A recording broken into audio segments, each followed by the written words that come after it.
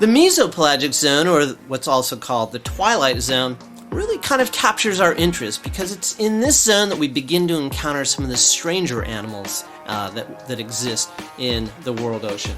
This zone generally extends from the bottom of the euphotic zone, so from that 1% light level to about 1,000 meters in depth.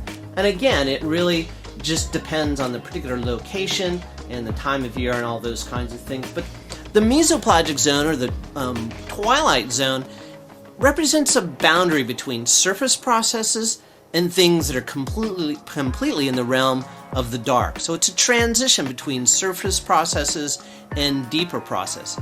There's a lot going in it. Really, the mesopelagic zone, it receives everything that comes filtering down from the epipelagic zone. So there's a lot of activity here as well, though it's not as dynamic, of course, as the epipelagic zone. Some of the characteristics of this particular habitat: it's dimly lit, of course. You can barely see. It's just sort of like it's sort of like walking around at night in a place that's not quite completely dark, but pretty dark. It's variable in temperature. It may be subject to some deep mixing at particular times of years. It's probably less chemically variable than the surface waters. It's certainly biologically rich, and that biology is dependent on surface productivity. A couple things that we talked about earlier in the semester: the oxygen minimum zone, which we talked just briefly about in chapter 4, I believe it was, or chapter 6, when we talked about ocean chemistry, and something called the deep scattering layer, which we haven't talked about, but the deep scattering layer is a layer that scatters sound, and it was an important layer recognized when we started looking for submarines using echo sounders and those kinds of things. I suggest you look it up if you're interested in that kind of thing. But this zone is where the oxygen minimum zone and the deep scattering layer occur. It's also here where organisms kind of hide out.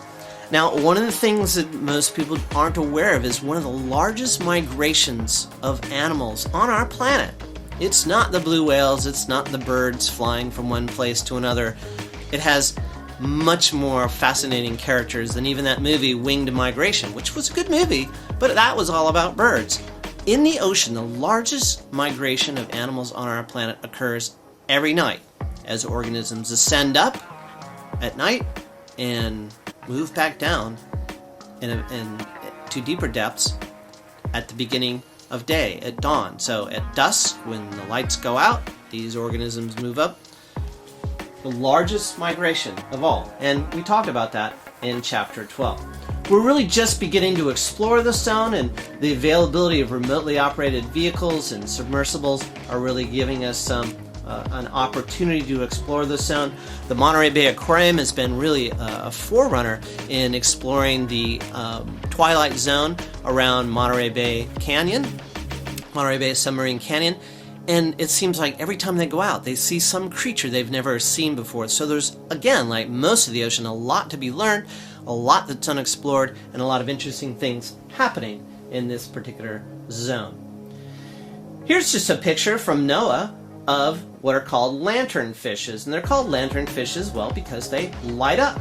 And these actually mesopelagic dwelling lanternfishes make up about 90% of the biomass of all the deep sea fishes. So here we have, in the mesopelagic or twilight zone, a particular kind of fish, lanternfish, that are really abundant, and compared to all the fish that we find in the deep sea, that would be from the bottom of the epipelagic zone deeper. So this is where we find most of the different kinds of fish. Lanternfish. Here's a short-nosed green eye fish, and in this case, this was actually these colors were produced by shining light on this fish, but it actually is something called fluorescence, and we're not sure why these particular fish fluoresce or why that would be important for a fish. But if you put it under the lights of a submersible and use a filter that only lets green light through, this is what this particular fish looks like.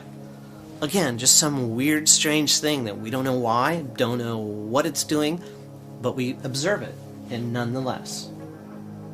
Here's another bizarre mesopelagic organism. This one was found in the midwaters off Monterey Bay. Tiburonia gran rojo, because it's big and it has this little reddish tinge to it, and it's some kind of bizarre jellyfish.